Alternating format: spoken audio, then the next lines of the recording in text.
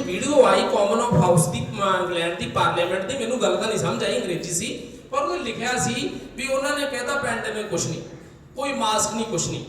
अच्छा, फिर एक होर वायरल हो जाती है न्यूज़ की कनेडा के किसी शहर च किसी बंदे नूं करता, उन्होंने $1200 जुर्माना, उन्हें केस करता, वो कहते जी कोई कोरोना नहीं।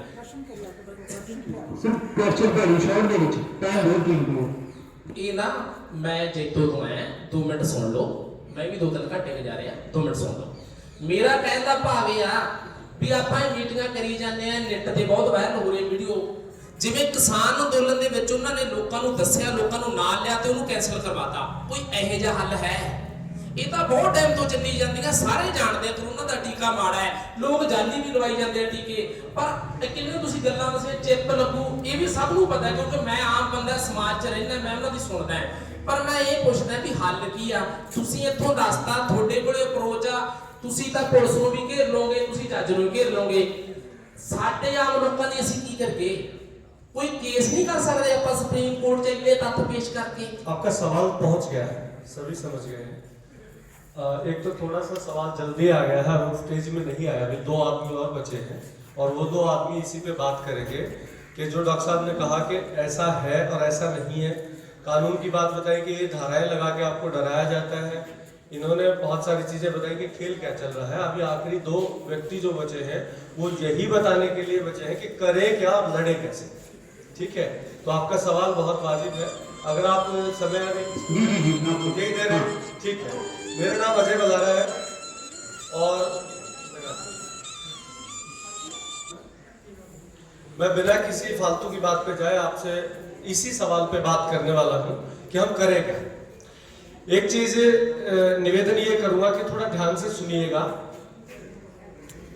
जिनके फोन बज रहे हैं और 2 मिनट रोक लेंगे तो आपको काम आएगा, क्योंकि आप ठंड में यहां तक आए हैं तो यहां की बात आपके लिए अभी जरूरी है। अभी आपके पंजाब में चुनाव का समय चल रहा है और ये सही समय है जब हम इस तरह की जो लड़ाइयां हैं उनके लिए तैयारी शुरू कर सकते हैं। बीमारी का मुद्दा नहीं है, बीमारी ये आई है, कल दूसरे नाम से आएगी, कल तीसरे नाम से आएगी। असल में ना बीमारी का मुद्दा है ना टीके बेचने का मुद्दा है, मुद्दा है आपको गुलाम बना के चुप करके बिठा देने का, चुप करके बिठा देने का, ताकि आप उन लोगों से सवाल ना पूछे कि आप हमें लूट क्यों रहे हैं, आप टैक्स पे टैक्स क्यों लगा रहे हैं, आप हमारी शिक्षा को खत्म क्यों कर रहे हैं, आप हमारे स्वास्थ्य के साथ खेल क्यों रहे हैं। यानी आप सवाल मत उठाएं। इस देश के अंदर इतने अमीर आदमी पैदा हो गए हैं कि अगर आप उनकी सारी कंडीशन मान लें तो आपकी पूरी पीढ़ी को, आप जब तक जिएंगे आपके घर पे खाना बेचने के लिए उनकी औकात है। और वो कह रहे हैं, जब यही पिछला लॉकडाउन चल रहा था तो प्रधानमंत्री ने चिल्ला चिल्ला के खुश होकर ये बताया था कि हमने इतने लाख लोगों के घर खाना पहुंचा दिया। तब मैं ये कह रहा था 85 करोड़ लोगों के पास खाना पहुंचा दिया।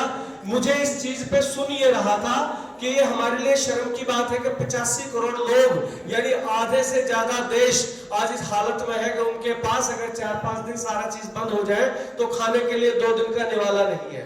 ये बात कह रहे थे प्रधानमंत्री। तो अब मुद्दा ये है कि इसके साथ क्या करें। ये बीमारी आएंगी तो लाएंगे। आपने जो सवाल किया था कि अगर ट्रांसपेरेंट टेस्टिंग हो जाए तो बड़ा अच्छा हो जाए, हाँ जी हो जाए, अच्छा प्रधानमंत्री हो जाए तो भी बहुत अच्छा हो जाए, लेकिन वो अच्छे क्यों होंगे? मेरे आपके चाहने से अच्छे क्यों होंगे? पूंजीपति अपना लोभ क्यों छोड़ेगा? यहां हम ये कह रहे हैं कि वो लोग अपना अपना कर्तव्य निभाएं और हम ठीक रहे। ऐसा कभी नहीं होता है, इस कायनात में ऐसा कभी नहीं हुआ, किसी प्राणी किसी प्रजाति में ऐसा नहीं हुआ। आपको अपना अच्छा खुद लड़के अपनी समझ से और अपने विवेक से करना होता है, जिसको हमारे हरियाणा में कहते हैं आपा मरेगा तो स्वर्ग दिखेगा।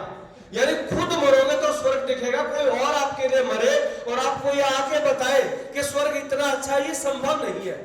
तो इसका जवाब ये है कि करना आपको पड़ेगा। अब करना क्या पड़ेगा? इनकी भाई जी की बात में 2-3 चीजें थी जो अभी सवाल पूछा इन्होंने और वो अब बिजी हो गए। हमारे यहाँ समस्या ये है, सवाल को फेंक दो फिर अपने मोबाइल में घुस जाओ, जवाब मत सुनो। उनको बोल दीजिए हाथ लगा के, भाई जी लोकतंत्र में समस्या यहां से उठती है कि सवाल फेंक के मोबाइल में घुस जाओ, मैं जवाब आपका ही दे रहा हूं। तो ये समस्या कैसे मिटेगी? इन्होंने 2-3 चीजों की तरफ इशारा किया। भाई जी आप कैमरा नहीं चला रहे तो साइड में आ जाओ, जनता को दिखने दो। लोगों दो तीन चीजें इन्होंने कही कि ना तो मैं डॉक्टर हूं, मेरी बात कौन मानेगा, ना मैं वकील हूं तो मुझे धारा कैसे पता लगेगी, ना मैं क्रांतिकारी हूं कि मैं पुलिस का गला पकड़ लूं, तो मैं यानी आम आदमी करे तो क्या करे। जो यहां हो रहा है इस फॉर्मेशन को समझिए, एक डॉक्टर बैठा हुआ है, एक धर्मगुरु या जगाने वाला व्यक्ति बैठा हुआ है, एक एजुकेशनिस्ट और ट्रेनर बैठा हुआ है, एक क्रांतिकारी बैठा हुआ है, एक वकील बैठे हुए थे। इस तरह से ये लोग एक पैनल बना के बैठे हुए हैं। ये लोग कहीं भी जाए किसी सिस्टम के लिए या तो उनको समझाने जाए और वो अगर यू ना समझे तो उनको यू समझाना कैसे है, या किताब पोथी पढ़ के जो समझाना है, ये इतने सारे कागज लेके क्यों घूम रहे हैं। यही सीखना है आपको कि लड़ाई कैसे लड़ी जाए। अभी जो माहौल चल रहा है, इस माहौल के अंदर आपको अपने अपने गली में, मोहल्लों में, अपने गांव में, जिले में ऐसी कमेटियां गठित करनी है। कौन सी ऐसी कॉलोनी होगी जिसके अंदर एक वकील नहीं होगा, कौन सी ऐसी कॉलोनी होगी जिसमें ढंग से लोगों को समझा के, बोल के, उनकी भाषा में बताने वाला कोई व्यक्ति या कोई प्रशिक्षक नहीं होगा, कौन सी ऐसी कॉलोनी होगी जिसके अंदर आपको कोई टीचर नहीं मिलेगा, कोई किसान नहीं मिलेगा, कोई प्रचारक नहीं मिलेगा। ऐसी है क्या कोई कॉलोनी? आपको लोगों को जोड़ना है। हमारे अंदर ताकत हमारे अंदर से भी नहीं आती और कोई हमें देता भी नहीं। हमारी ताकत जब होती है, जब हम जुड़ जाते हैं, साथ में इकट्ठे आ जाते हैं, साझा जनशक्ति बन जाती है।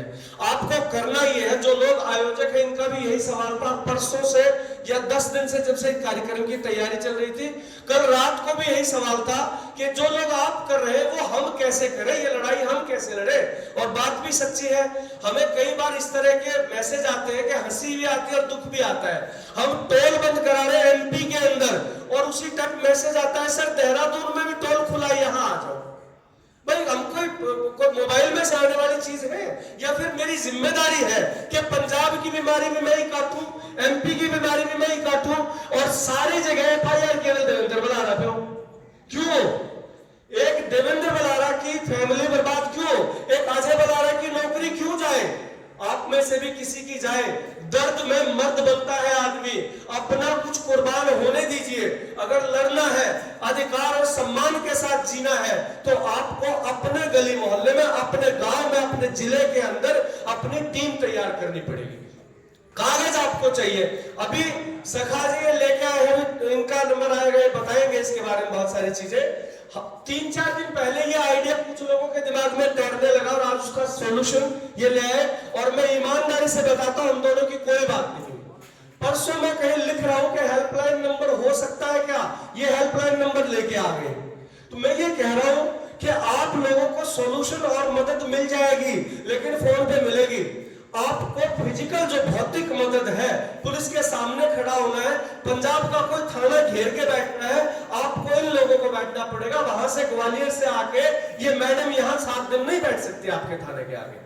अपनी ताकत को पैदा करना पड़ेगा। तो करने क्या है, सिंपल सी बात है। एक वकील जो इस बीमारी को या इस पूरे लोकतंत्र की हत्या समझ रहा हो, अपने यहाँ पे बीमारी आ रही है, स्कूल बंद हो रहा है, अहाते खुले हुए हैं, दुकान बंद करके, रेहड़ी बंद करके, मॉल खुले हुए हैं, ये सारा का सारा जो चल रहा है, ये आपके लोकतांत्रिक अधिकार छीनने का खेल चल रहा है कि आप खुद त्याग दे।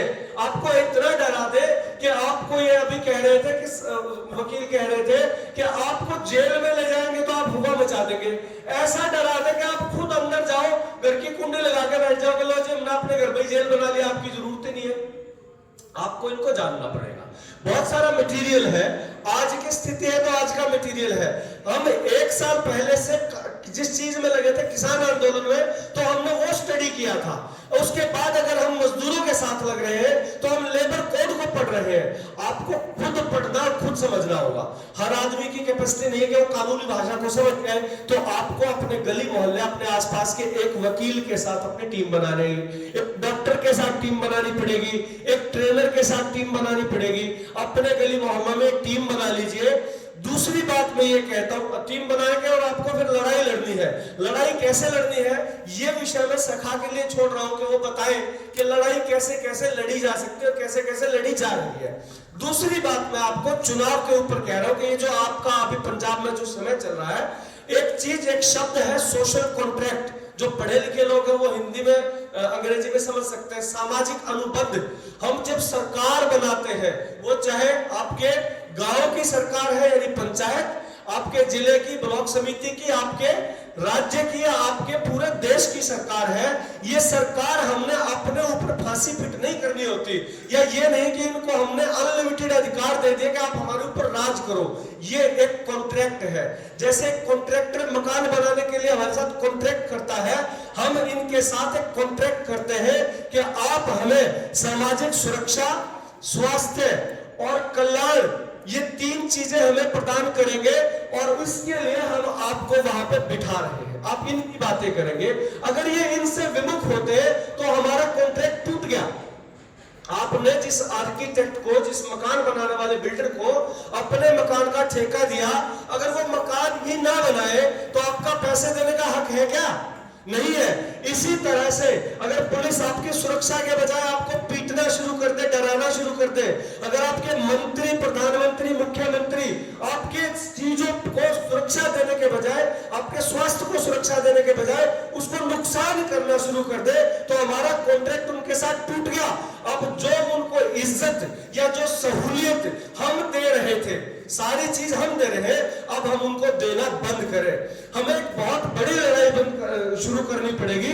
जब ये लोकतंत्र और संविधान की हत्या करने की फाइनल स्टेज में आएंगे, तो हमें हर प्रकार के टैक्स देने बंद करने पड़ेंगे, क्योंकि जब हम टैक्स देना बंद कर देंगे तो इनकी तनख्वाहें, इनकी गाड़ियां, इनके टेलीफोन, इनकी सुविधाएं, एकदम से सब कुछ कट ऑफ हो जाएगा। लेकिन ये आखिरी स्टेज आएगी, अभी ये स्टेज आई नहीं है, अभी बहुत छोटी स्टेज में। अभी शुरुआती खेल के देख रहे हैं हमारे साथ। बिल्ली चूहे को पकड़ती है तो पकड़ के सीधा नहीं खाती, वो पंजे मार के देखती है, पहले उसको ऐसे ऐसे चलने देती है। ये खेल रहे हैं हमारे साथ, और इस खेल को कुछ लोग आपसे पहले समझ गए, अब वो लोग आपको समझा रहे हैं। हमें चुनाव से कोई लेना देना नहीं है, लेकिन और पार्टी से भी नहीं। बहुत सारे लोगों को ये मुगालता होता है, ये बीजेपी के खिलाफ वाले लोग हैं और कांग्रेस के समर्थन में यहाँ पे आ गए हैं। मैं कहता हूं कांग्रेस उससे भी भ्रष्ट है, खुला कह रहा हूं पूरे मीडिया के सामने। यहां कांग्रेस करप्ट है, यहां कह रहा हूं कांग्रेस भी भ्रष्ट है, तृणमूल कांग्रेस भी भ्रष्ट है, वामपंथ भी भ्रष्ट है। क्योंकि ये जो खेल जिससे आप त्रस्त हैं, जो आपको सुई का और ये चल रहा है, आप ममता बनर्जी के पास जाके देख लीजिए, आप दिल्ली के अंदर जाके देख लीजिए, आप यहां देख लीजिए, आप वहां देख लीजिए, जहां किसी भी पार्टी की सरकार है वहीं पे ये खेल चल रहा है। और ये सारा खेल, अपने देवेंद्र भाई को थोड़ा कम टाइम मिला था, ये सारा खेल कांग्रेस के राज में ही शुरू हुआ था।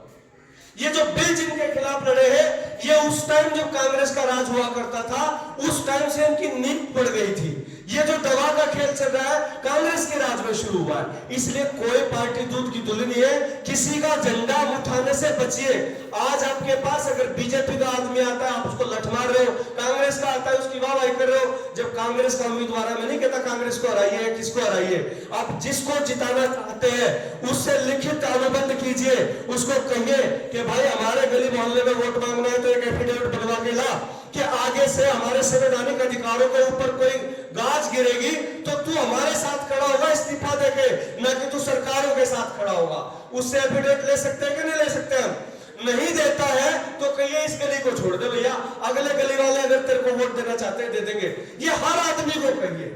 हर एक नेता जो आपके पास आज वोट मांगने आता है, नेता के चेले मांगने आते हैं, उनको कहिए भैया ये एफिडेविट हमने बनवा रखा है, इस पे अपने कैंडिडेट के साइन करा के लिया, इस गली मोहल्ले के पूरे के साइन करा के हम अपने पास रख लेंगे।